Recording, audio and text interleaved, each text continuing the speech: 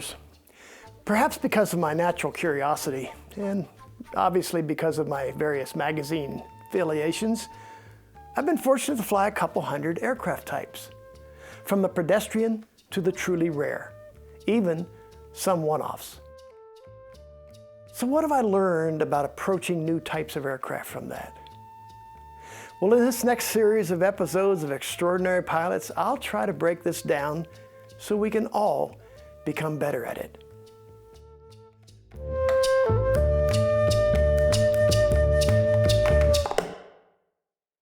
A friend was recently diagnosed with stage 4 pancreatic cancer.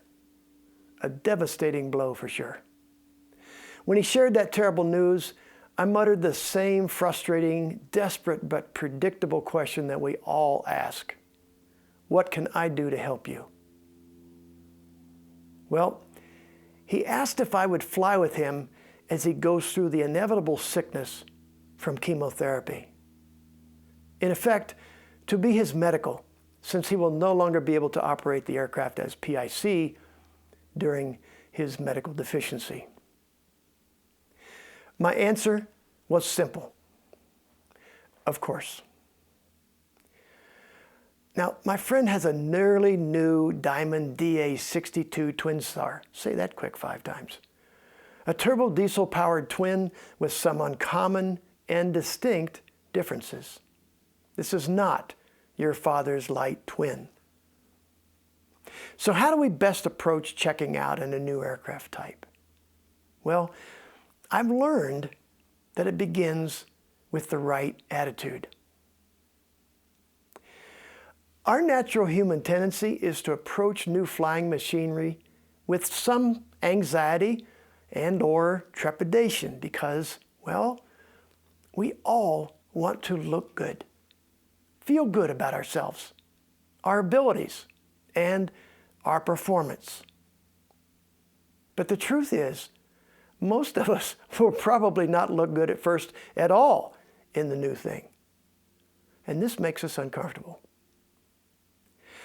But it's what we do with that discomfort that literally creates our world. And the difference between just checking the boxes, aka passing or getting checked out, and diving into something deeply enough to truly learn it. Now, there is no question, there's a risk to being vulnerable like this. And it takes a conscious effort on our part to open ourselves to possible embarrassment. To drop the ego, because that's where the higher levels of being human reside. It's also where the learning begins. Now here's what it might look like when we don't open ourselves to this discomfort. For a time, I had my Cub commercially insured so that I could give dual instruction in it. One of my clients was a former F-14 fighter pilot. Now, this man had never flown anything with a gross weight just a little more than one of his empty drop tanks. Fighter pilots struggled mightily in the first hour or two in the Cub.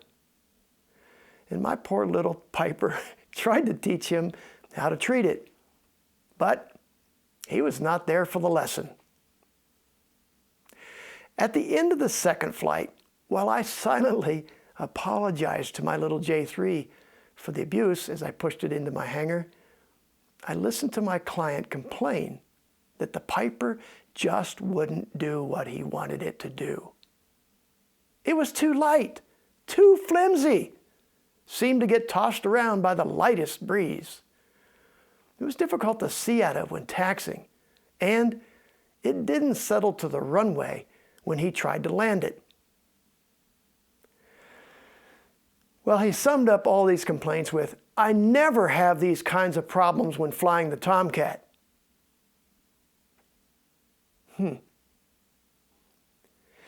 This common reaction to learning discomfort is actually a very clear display of an ego out of balance. Boiled down to guts and feathers, it's really just self-protection. Fear of being truly seen by others who you are sure will judge your flying abilities as inferior, or worse, even your worthiness as a human being. It's a common obstacle, but it creates so much difficulty in learning.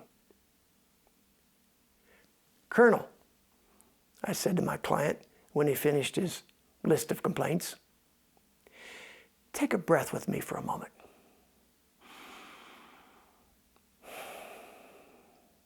Now look around the ramp for a moment and tell me how many F-14s you see here."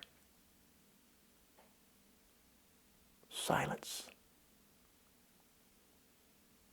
"My friend, you got to suck at this for a while. You got to listen to this little airplane so it can teach you how to fly it. You got to dance with the One Ya Brung." Ego allows us to do amazing things, like flying an F-14 and having the audacity to believe you'll live through an encounter with an enemy aircraft, who, by the way, also has guns and missiles. But that same ego makes it more difficult to be humble, to ask questions, to not know. It was not an easy transition into the Cub for my fighter pilot client. So over the next few flights, I worked especially hard to create an environment where he felt safe to screw up while he learned. I wanted him to laugh at himself. Then I knew learning was taking place. Slowly, he began to let go of the big obstacle that was making his life difficult, preventing him from learning to fly the little 730-pound Cub. Himself. And it was a joy to witness his, albeit slow, transformation. I was reminded of my Cub client as I began to learn the diamond. Best to carry our previous experience and wisdom to the new machinery as a foundation upon which to build the new type. But we've got to drop the ego. It's a detriment. Instead, be vulnerable. Ask questions. Try being the one who doesn't know. And try not to be the one who's comparing this obviously inferior aircraft to the one or hundreds that you flew before. Admittedly, it's hard at first, but like a lot of things, it becomes easier the more you practice it.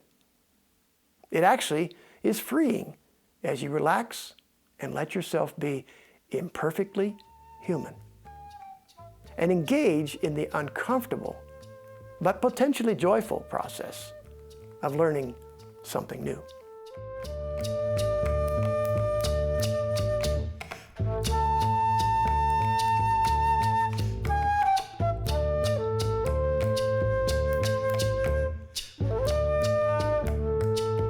In the next episode, we'll take that humble attitude to our instructor and into the cockpit to see how it serves us as we go flying in the Twin Star.